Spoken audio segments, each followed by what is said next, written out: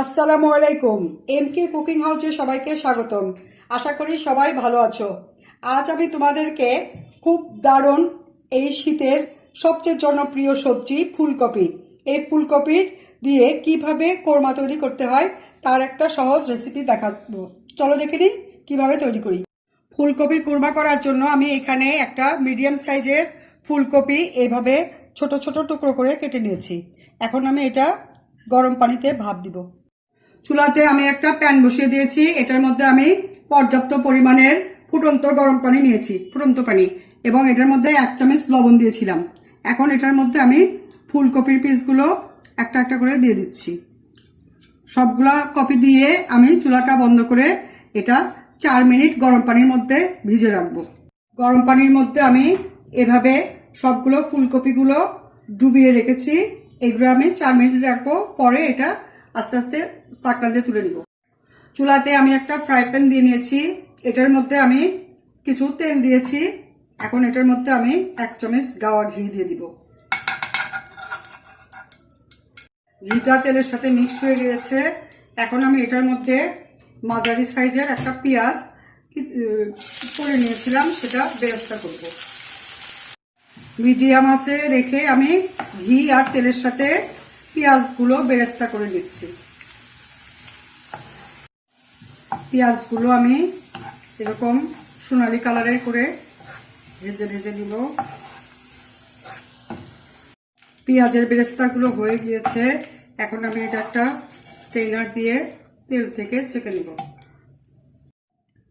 একই তেলের মধ্যে আমি কতগুলো গোটা মশলা দিয়ে নিচ্ছি। এটার মধ্যে আমি দিয়েছি দারচিনি, সাদা এলাচ আর লং। এখন আমি এটা একটু ভেজে নিব। 30 সেকেন্ড ভেজে নিয়েছি মশলাগুলো। এখন এটার মধ্যে আমি 2 চামচ পেঁয়াজ বাটা দিয়ে দিব। 2 চামচ পেঁয়াজ বাটা। 2 চামচ পেঁয়াজ বাটার মধ্যে 1 চামচ রসুন বাটা, 1 চামচ আদা বাটা, 1.5 চামচ কাঁচামরিচ বাটা দিলাম। এখন এগুলো আমি তেলের মধ্যে ভালো করে কষে নেব। এই মশলাগুলো আমি কিছুটা কষে নিয়েছি। এখন এটার মধ্যে আমি দিব 1 চামচ নারকেল বাটা। এরপরে দিয়ে দিব কাজু বাদাম বাটা। এটা কাজু বাটাটা 8-10টা বাদাম, এটা তোমরা কাঠ বাদামও দিতে পারো। দিয়ে দিব স্বাদ মতো লবণ। মশলার মিশ্রণগুলোর মধ্যে আমি ঘরে পাতা টক দই দিয়ে দিচ্ছি কিছুটা, আধা কাপের মতো টক দই দিয়ে দিলাম।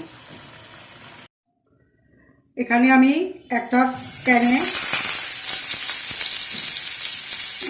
তেল গরম করে নিয়ে ফুলকপিগুলো হালকা ভেজে নেব।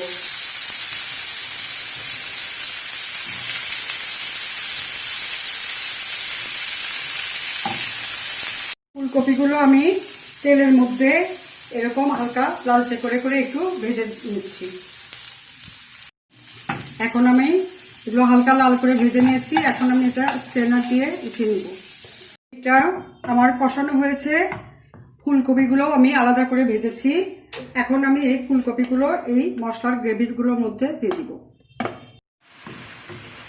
এখন এই সমস্ত মশলার মিশ্রণের মধ্যে আমি এই ভাজা কপিগুলো সুন্দর করে কষিয়ে নিচ্ছি।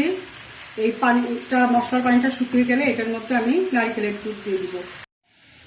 মশলার মধ্যে পানিটা টেনে নিয়েছে। এখন আমি এটার ভিতরে নারকেলের দুধ দিয়ে দিব। এটার মধ্যে গরুর দুধও দেওয়া যায় কিংবা গুঁড়া দুধও দেওয়া যেতে পারে। কোরমাটা দেখতে খুবই সাদা দেখাচ্ছে। আমি এটার মধ্যে হালকা একটু লাল মরিচের গুঁড়া দিব, 1/2 চা চামচ, জাস্ট একটু কালারের জন্য।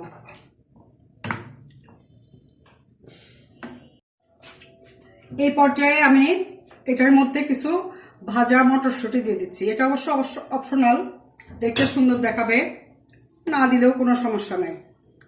আর আমি নামানোর আগে দিয়ে দিচ্ছি 1 চামচ চিনি। আসলে কোরমা জাতীয় খাবারগুলো একটু মিষ্টি মিষ্টি হলে ভালো লাগে। আর দিয়ে দিচ্ছি 2 কাঁচামরিচ, আর উপর থেকে দিয়ে দিচ্ছি বেরেস্তা। এখন আমি এটা ঢাকনা দিয়ে ঢেকে জাস্ট 2 মিনিট 1-2 মিনিটের মতো রান্না করে পরে চুলা অফ করে দেব। এই যে বন্ধুরা, তৈরি হয়ে গেল সুস্বাদু ফুলকপির কোরমা।